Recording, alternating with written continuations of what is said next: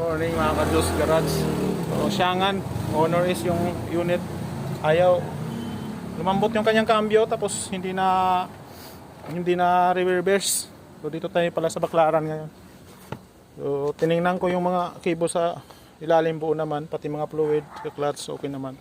So upon sa pag-check ko, pagka chinip mo sa reverse, no, forward pa rin siya, hindi talaga umatras. So ito po yung dahilan. Pagbukas natin dito, lock ko na to. Ito, pansin nyo po, ayan, kumakalas siya dito sa kanyang linkage. Yan, durog na yung kanyang stopper na plastic. So yun lang po, sharing lang kung may encounter nyo to. So gagawin po namin yan dyan, papalitan na ng bushing. So kung wala pa kayong pamalit, tatalian muna ng tie wrap para maging intact lang siya ulit dyan. Papasok siya. Ayan, papasok na yan. So ganyan. Yan o, para magkaroon ng atras.